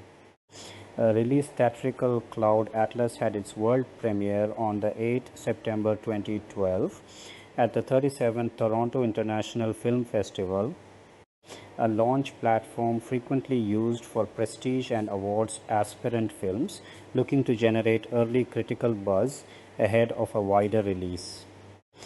The Toronto screening produced one of the more talked about moments of that year's festival. The film received a lengthy standing ovation from the audience, reported by multiple outlets as lasting around 10 minutes, an unusually enthusiastic response for a film whose reception among critics would prove in the weeks that followed to be considerably more divided than that initial festival crowd's reaction suggested. Coverage of the premiere at the time captured this tension directly, with reporters noting the emotional intensity of the ovation for the cast and directors, even as questions circulated about whether the film's ambitious, unconventional structure would translate into awards traction or a genuine mainstream audience once it opened commercially. The film went on wide theatrical release in the United States on the 26th October 2012, distributed there, and in a handful of additional English language and European territories, including the United Kingdom, France, and Belgium, by Warner Brothers Pictures, while Focus Features managed international sales, handling the film's rollout in the remaining foreign markets not covered directly by Warner Brothers. The film played in both conventional cinemas and in IMAX presentations, an exhibition choice that underscored the scale the filmmakers and distributors wanted audiences to associate with the picture, treating it as a large canvas cinematic event on a par with effects-driven blockbusters, rather than as a smaller festival circuit prestige drama. Despite its considerably more literary and structurally experimental source material, marketing for the film leaned into that same sense of scale and ambition, rather than trying to disguise the complexity of its premise. A 6-minute trailer was released on 26 July 2012, an unusually long promotional piece by conventional marketing standards, and it was accompanied by a short introductory statement from all three directors explaining the underlying ideas behind the film's structure and themes directly to prospective audiences, essentially using the trailer itself as an opportunity to prepare viewers for a film that could not be easily summarized in a conventional 30-second commercial pitch. A more standard shorter trailer followed on the 7th September 2012, timed to coincide with the film's Toronto premiere. The extended 6-minute trailer was assembled with 3 separate pieces of music. It opened with the main piano theme from the film's own score, the Pluray, the Atlas March, and Cloud Atlas Sextet material composed by Tikwer, Klimek, and Hell before moving into an instrumental version of the track Sonera from composer Thomas J. Bergerson's album Illusions, and closing with the song Outro by the French electronic band M83, taken from their album Hurry Up. We Are Dreaming, a soundtrack choice notable enough that it was later reused in at least one additional promotional spot for the film. The film's international rollout included at least one significant instance of government censorship. When Cloud Atlas opened in cinemas in China on 31 January 2013, it did so only after undergoing 39 minutes of cuts imposed by Chinese censor streams that removed nudity, a sexual scene, and a substantial number of conversations throughout the film, an editing intervention severe enough given the film's already tightly interwoven structure across 6 storylines that it inevitably altered the pacing and clarity of the narrative connections the filmmakers had worked so carefully to construct in the uncut version shown everywhere else in the world. Despite the starry ensemble, the extensive marketing push, and the buzz generated by the Toronto premiere, expectations heading into the wide release were more cautious than the film's scale might have suggested, reflecting industry uncertainty about whether a 3-hour, structurally unconventional science fiction drama could translate its festival reception into a genuine box office hit once it reached ordinary commercial audiences rather than festival crowds already primed for ambitious cinema. Home Media Cloud Atlas arrived on home media formats on the 14th May 2013, released simultaneously across Blu-ray, standard DVD, and with an accompanying ultraviolet digital copy, the now discontinued cloud-based digital locker system that many studio releases of that era bundled alongside physical discs to let purchasers also access a digital version of the film. This home media release became a notable point in the film's ongoing critical reappraisal, since at least one prominent critic, the BBC's Mark Kermode, has spoken about revisiting the film specifically around the time of its UK DVD release and coming away with a considerably warmer reaction on a second viewing than he had after seeing it once theatrically, suggesting that for at least some viewers, the film's dense web of connections and thematic rhymes rewarded rewatching in a way that a single theatrical viewing did not always allow. Reception box office commercially, Cloud Atlas underperformed relative to the scale of its budget and the star power assembled for its cast. Despite pre-release expectations in some corners of the industry that the film's starry ensemble and high-concept marketing might translate into a genuine box office success.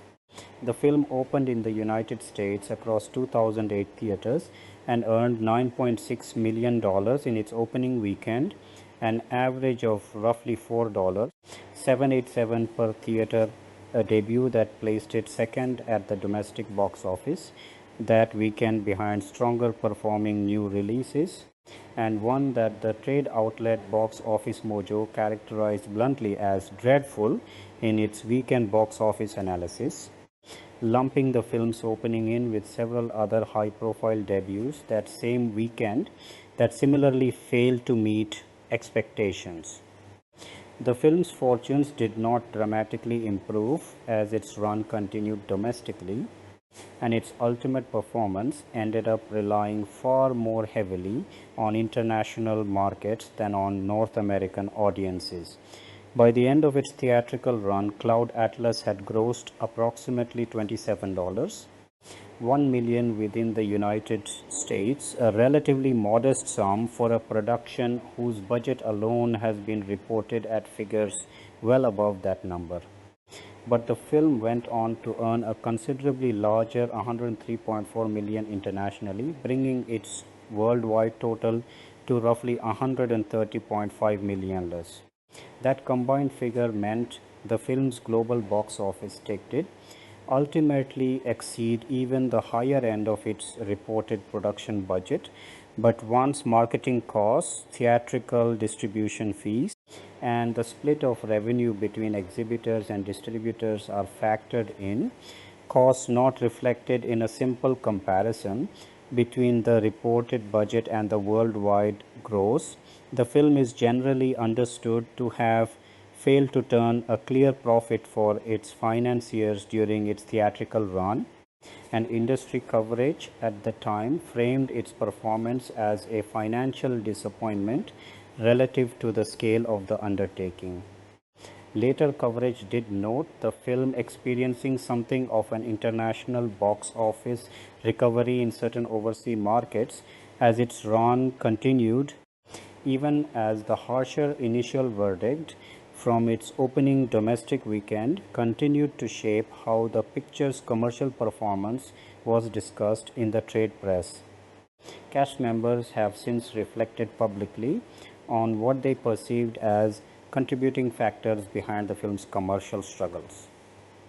Jim Broadbent, in a later interview, expressed genuine disappointment at the film's box office fate, attributing at least part of it to the film's position as an independently financed production being distributed through a major studio that had not originated the project itself. In his view, a picture handled by Warner Bros., despite not being one of the studio's own initiated productions, may not have received the same level of aggressive marketing push that a fully in-house studio tentpole would typically be given.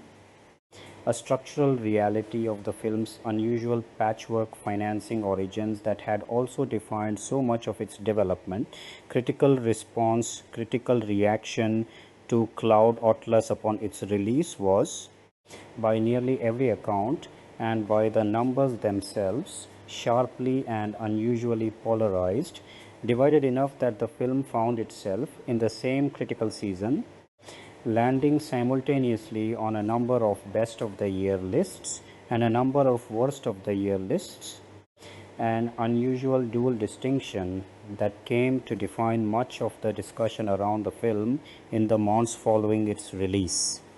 The aggregate numbers reflect that split without fully capturing its intensity. On Rotten Tomatoes, 66% of 293 surveyed critics gave the film a positive review, with an average rating of 6.7 out of 10, and the site's consensus summary described the film's blend of ambitious, thought-provoking narrative material and striking visual imagery as likely to prove too unwieldy for some viewers while still being in scale and scope essentially impossible to ignore. Metacritic's weighted average score sat at 55 out of 100 based on 45 critics, a figure the aggregator itself classified as indicating mixed or average reviews rather than a clear critical consensus in either direction. And notably, despite that comparatively middling average score, the film still appeared on 14 individual critics' top 10 lists for 2012, according to Metacritic's own year-end tracking, underscoring how strongly a meaningful subset of critics responded to the film, even as the aggregate score suggested only lukewarm overall reception. Audience reaction, as measured by CinemaScore polling of opening weekend moviegoers, landed at a C grade on the service's A+ to F scale, a score indicating a distinctly tepid but not outright hostile reaction from the general theatrical audience that actually turned out to see the film in its first days of release. Among the film's most enthusiastic defenders was the American critic Roger Ebert, who awarded the film the maximum 4 out of 4 stars and later placed it among his choices for the best films of that year. Ebert described Cloud Atlas as one of the most ambitious films ever made and wrote candidly about his own evolving relationship with the material across repeat viewings, noting that even during his first viewing he already knew he would need to see the film again, and that having then watched it a second time, he found himself wanting to watch it a third. By his account, he was never bored by the film across those viewings, and on his second pass through it, he consciously abandoned any effort to work out the precise logical connections between its various segments, characters, and timelines, choosing instead simply to experience the film's cumulative emotional and thematic effect. Other critics who responded positively echoed this sense of the film rewarding an emotional or intuitive engagement over a purely analytical one. The trade publication Variety characterized the experience of watching the film as an intense 3-hour mental workout that ultimately paid off with a substantial emotional reward, suggesting that the demands the film placed on a viewer's sustained attention were repaid by the wide range of potentially profound personal responses its mosaic structure could trigger in different audience members.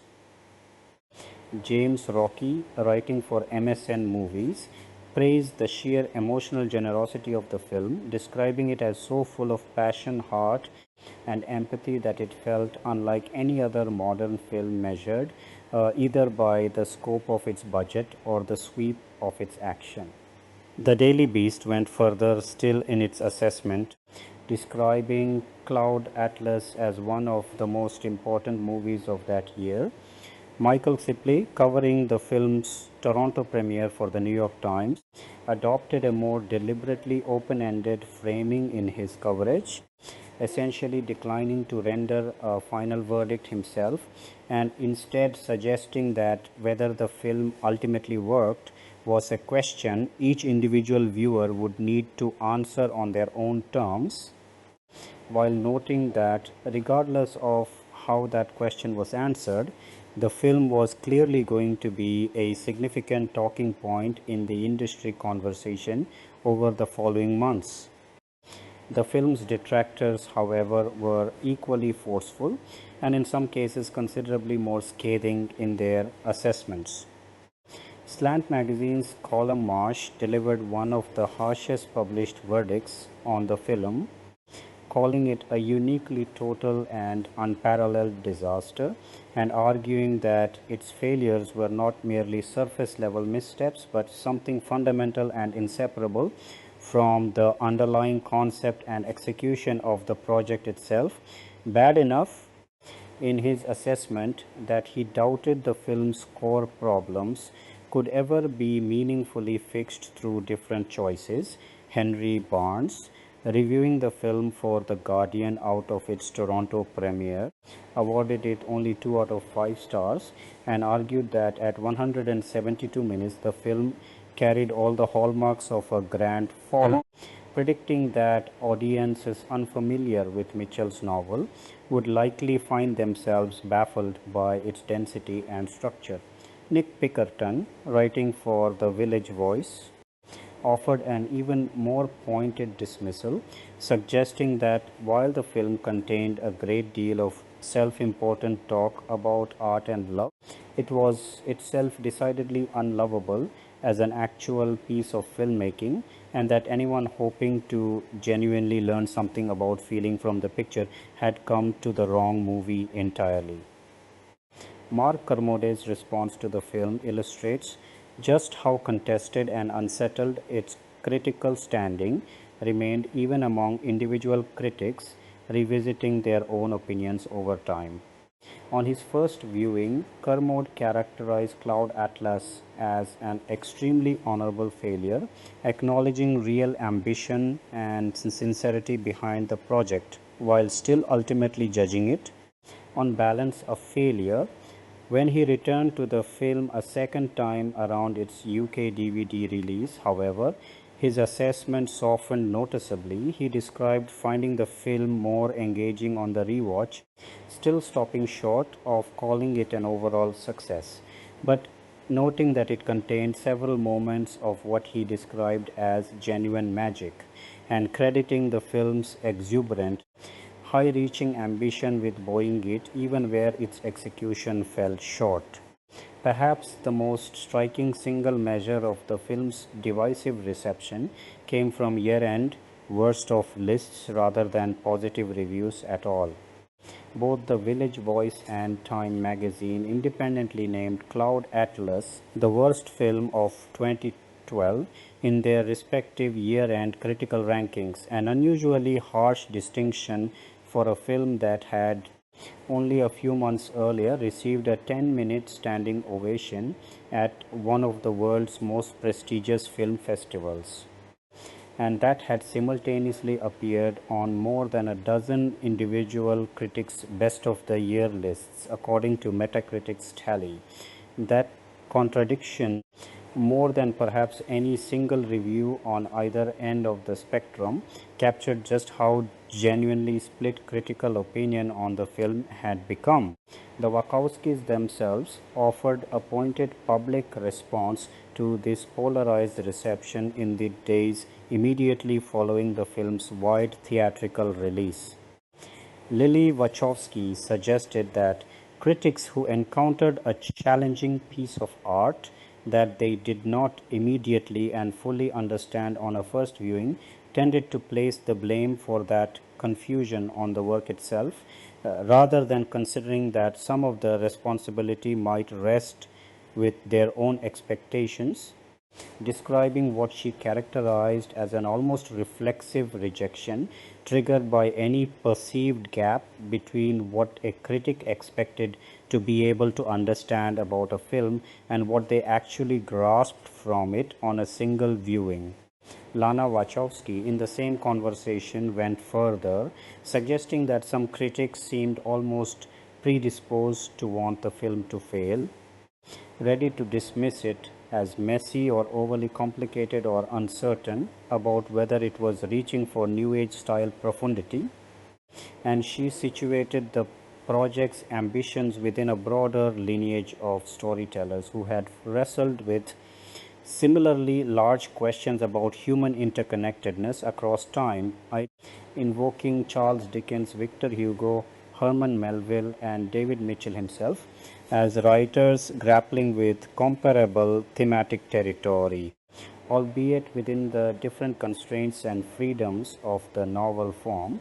She emphasized that the directors had deliberately avoided dictating a single fixed meaning for the film, arguing that the most interesting art tends to remain open to a wide spectrum of interpretation rather than insisting on one correct reading.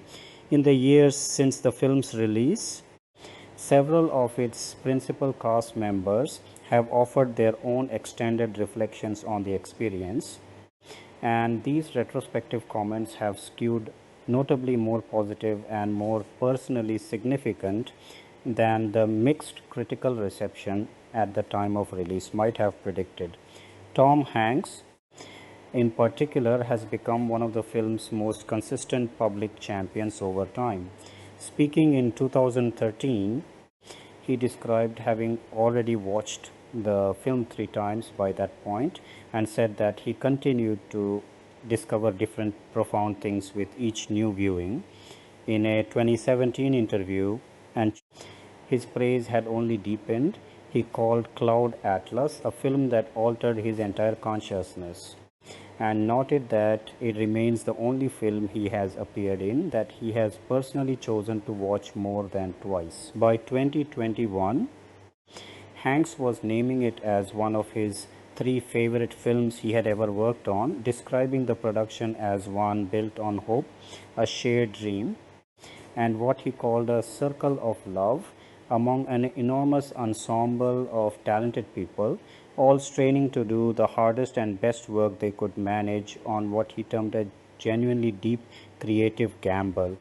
and reflecting that the sheer improbability of the entire undertaking was part of what made actually completing it feel, in his word, magical. Halle Berry has spoken about the film in similarly personal terms, describing it as essentially impossible to summarize in simple terms given how many different levels it operates on simultaneously, and expressing a particular affection for what she called the totality of all its different characters taken together as a single sustained artistic gesture. She has also reflected specifically on the unusual creative freedom the project afforded her as a performer, noting how meaningful it was as an actor to be able to shed her own identity and portray characters of other ethnicities and even a male character. Opportunities she has said she would never otherwise have had the chance to pursue were it not for a project built specifically around that kind of transformation. Jim Broadbent, for his part, has described his overall experience making the film in warmly positive terms, calling it great to do and fantastic in one interview, even as he separately voiced disappointment, discussed above, about the film's ultimate commercial performance and what he saw as a marketing shortfall tied to its unusual position as an independently financed film being distributed by a major studio. Hugh Grant's retrospective comments have arguably been the most personally significant of any cast members, framing the film not merely as an interesting professional detour, but as something closer to a genuine turning point in his career. Speaking in October 2014, he called the film amazing and praised the Wachowskis as, in his estimation, among the bravest filmmakers working anywhere in the world, while also acknowledging real frustration that the film had, in his words, never really found the audience it deserved, a pattern. He noted extended more broadly across his career whenever he stepped outside the light romantic comedy roles that had made him famous. Speaking again in 2016, he reflected on how fascinating the entire experience of working with the Wachowskis had been, describing them as a genuinely rare breed of filmmaker driven by an authentic love of cinema itself rather than simply the mechanics of movie production. By a 2024 interview with Vanity Fair, Grant's account of the film's importance to his own career had crystallized further. He described feeling at the time he took the role that his career had become essentially stuck after a run of commercially underwhelming romantic comedies, using the word maroon to characterize his professional position at that point. And he credited Cloud Atlas with reigniting his enthusiasm for character-driven acting after years spent primarily playing conventional romantic leads, recalling that the experience of transforming into such different characters reminded him that he had once genuinely enjoyed the craft of acting itself, rather than simply performing a version of himself in the same type of role repeatedly. That renewed interest in playing markedly different, transformed characters is also part of why filmmakers Scott Beck and Brian Woods later cited Grant's work across his 6 roles in Cloud Atlas, specifically as their reason for casting him in the villainous lead role of Mr. Reed in their 2024 horror film Heretic, treating his performance in Cloud Atlas as proof of a dramatic range that his earlier more narrowly typecast filmography had not fully revealed. David Mitchell, the author of the source novel, offered some of the most closely watched commentary on the adaptation, given his singular authority over how faithfully the source material had been translated to the screen. Mitchell had, as noted earlier, initially assumed his own novel could not reasonably be adapted into film form at all given its intricate nested structure. Writing in the Wall Street Journal around the time of the film's release, he framed the challenge of adaptation itself as a form of translation, drawing on his own professional experience translating books from Japanese into English, and argued that any act of translation inevitably has to contend with elements of the original that simply do not carry over cleanly into the new language or medium. His view was that once a translator or adapter possesses genuine fluency in the destination language, in this case, the language of film rather than of prose, the correct approach is simply to do whatever actually works within that medium. And he said his own response to the specific changes the filmmakers made to his novel mirrored that same philosophy, expressing confidence that the director spoke fluent cinematic language and had made choices that were successful on those terms. Later, in an October 2013 conversation, Mitchell went further still in his praise, calling the finished film magnificent and saying he had been deeply impressed by the screenplay itself. He expressed particular satisfaction with the casting, singling out Halle Berry and Broadbent by name as choices he found especially effective. And he admitted that after seeing the film, he could no longer clearly recall how he had originally pictured several of the novel's characters in his own imagination before the film supplied its own versions. He also voiced support more broadly for the structural changes the Wachowskis and Tickwer had made in disassembling his novel's original nested architecture and reassembling it into the interwoven format used in the film, expressing admiration for how successfully the directing team had managed that structural transformation. Not every strand of the film's reception centered on its formal ambition or its emotional impact. A significant portion of the critical and public conversation around Cloud Atlas focused instead on a specific and considerably more contentious element of its casting and makeup choices.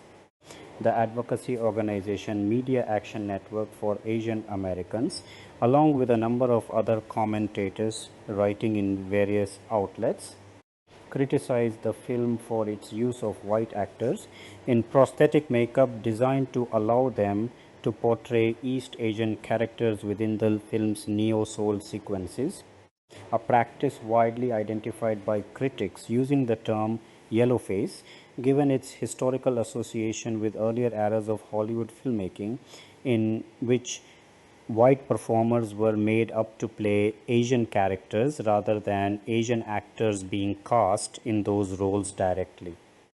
Guy Aoki, president of the advocacy group, argued publicly that the film displayed a kind of double standard in its approach to race and casting, pointing out that black characters within the film were consistently portrayed by black actors, even as East Asian characters were portrayed through prosthetic transformation by performers of other ethnic backgrounds, a discrepancy he felt undermined the film's own stated rationale for its cross-ethnic casting choices. The filmmaker responded to this criticism by pointing to the underlying logic of the film's casting concept as a whole, arguing that the same small group of multiracial actors were, by design, playing characters of numerous different nationalities and racial backgrounds, not solely East Asian characters, across the full 500-year historical arc the film covers, and that this deliberately fluid approach to identity across the ensemble was meant to visually embody the film's central thematic argument about the continuity of souls migrating across different bodies, genders and backgrounds throughout history, rather than reflecting any specific intent connected to East Asian representation in particular. This explanation did not fully resolve the controversy for many observers, and a related but distinct strand of criticism emerged around the film's portrayal of Ochoa, the enslaved Moriori man, at the center of the 1849 storyline, played by a black British actor. Casting some critics found similarly troubling and, in their view, potentially confusing for audiences given the film's broader pattern of racially fluid casting across its ensemble, applied to a story rooted in the specific historical realities of Maori enslavement and colonial violence in the 19th century Pacific. Despite this ongoing controversy over its casting choices and despite the deep split in critical opinion more broadly, Cloud Atlas accumulated a substantial body of formal industry recognition in the specific technical and craft categories where its ambition was least disputed even among skeptical critics. The film received a nomination for the Golden Globe Award for Best Original Score, recognizing the work of Tikwer, Klimek and Heil discussed earlier. At the Saturn Awards, an organization focused specifically on science fiction, fantasy and horror cinema, the film received a nomination for Best Science Fiction Film and additional nominations for its production design and costume work, while winning outright in 2 categories: Best Editing, recognizing Alexander Werner's work assembling the film's uniquely demanding 6-strand structure, and Best Makeup, recognizing the extensive prosthetic transformation work that had allowed the ensemble to portray dozens of characters across the film's different eras.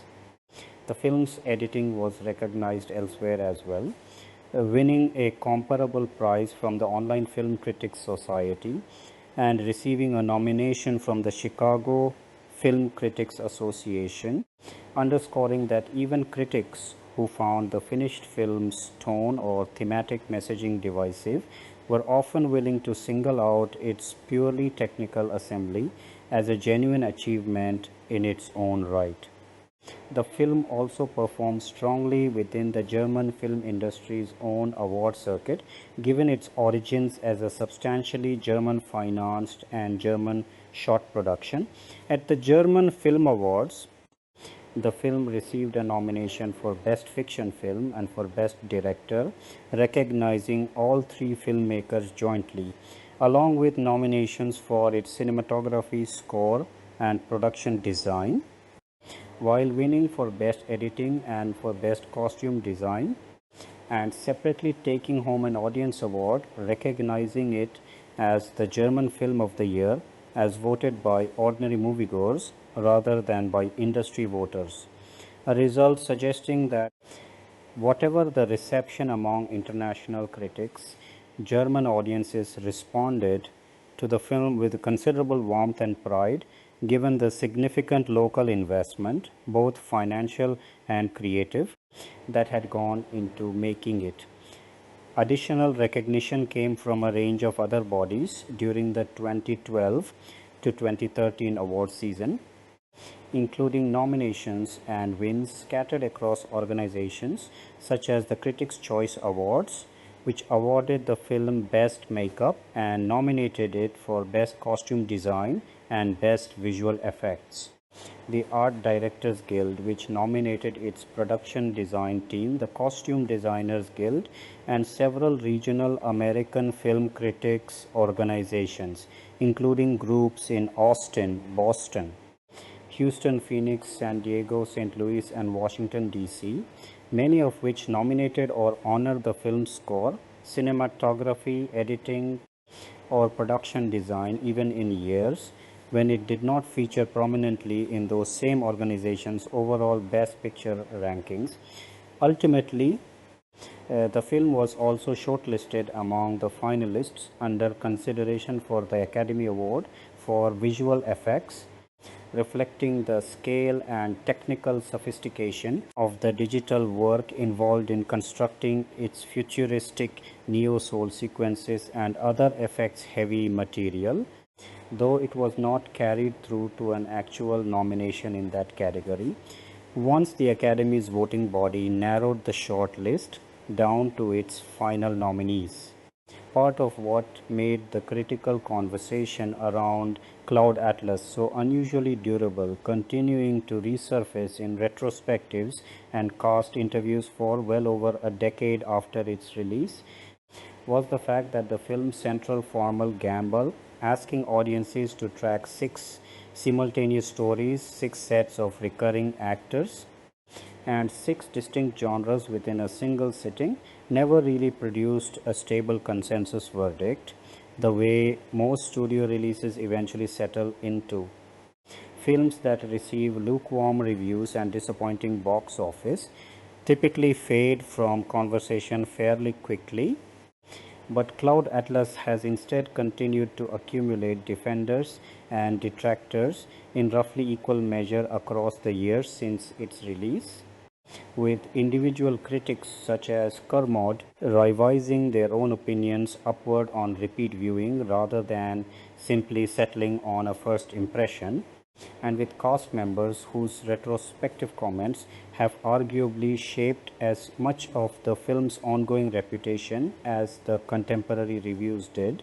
That unusual afterlife in which the film's reputation has continued to shift rather than crystallizing into a single settled judgment is itself something the director seemed to anticipate in their own public remarks defending the picture, when they argued that the most interesting art remains genuinely open to a spectrum of interpretation rather than insisting on being understood in only one way. Taken together, the film's critical and industry reception traces an unusually wide arc for a single motion picture, a film that earned a 10-minute standing ovation at one of the world's most prestigious festivals, that was simultaneously named among both the best and the single worst film of its release year by different prominent critical voices, that generated a genuinely fierce debate over the ethics of its casting choices, even as its own makeup and editing teams collected prizes for the technical execution of those same choices, and that several of its own leading actors would go on years later to describe as among the most personally meaningful and professionally transformative projects of their careers, regardless of how the film's box office performance or its initial critical reception had actually played out at the time of release.